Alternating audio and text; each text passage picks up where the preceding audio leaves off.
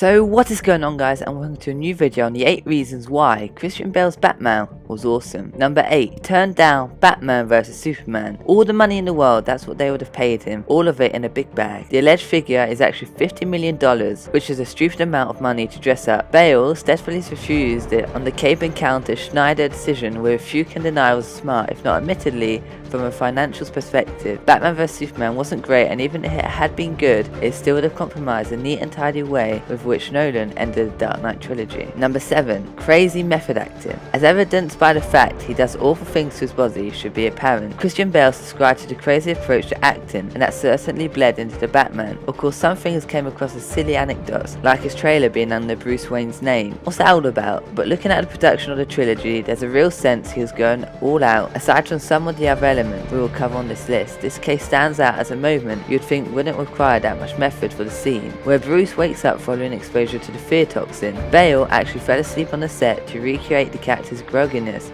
much to Michael Caine and Morgan Freeman's confusion. This has made all the crazy within the fact that this would be Bale's first scene with both actors. Number 6. He repeatedly lost his voice. The Bat voice is a huge part of Bale's game, and despite occasionally pitching over into silly territory, it's an iconic addition to the franchise, which is good because it kicked the absolute out of his tonsils, with him losing his voice several times during production of all 3 films. Number 5. His out there audition. Here in the running to play one of the biggest superheroes of all time, most people would try their hardest to appease the studio. Those people are not Cristian Bale. He took a gigantic risk in his audition, with which fun fact he did inside Val Kilmer's Batsuit. He knew that simple logic dictated to Batman he needed to have a special voice completely dissimilar to Bruce Wayne, and so the raspy bat whistle was born, even though Bale thought after his audition they completely buggered up his chances by doing it. However, that risk paid off. What had been over the top and silly felt just right within the suit and the shadows, and played perfectly the Nolan's mission for the character, although that voice would go on to be an issue of it. Number 4. He radically changed his body shape. There's one thing that Cristian Bale hates more than people fixing their lights while he's acting, then it's his own body shape in the face of 5 years. He went from Dark Knight mega muscles to junk email nourishment for the fighters in Batman, put on a bit of belly for American Hustle, but no switches were impressive in the one he initially made for Batman Begins. Coming off the machine as with the need to sandwich gimmick, he had a quick turnaround to put on the heft necessary to have stay Gotham unfazed. Bale put on the muscle, and if anything put on too much, causing the crew to dump him in Batman. Number 3. He hated the costume and used that hatred. The big joke about the Batman suit is that it's impossible for the hero to turn his neck. Then the joke became bat nipples, but let's not talk about that. The suit was eventually refined in The Dark Knight, but not full Bale suffered through in Batman Begins, hating it from the off declaring dark, hot and sweaty, and it gives me a headache. He kept going, and the discomfort actually fed into the angle of the character. After all, I feel like shouting swear to me if it took me half an hour just to have a piss. Number 2. He refused to share film with Robin. I mean, I know Robin was technically sort of The Dark Knight Rises, but I hate that weird rubbish nonsense in joke,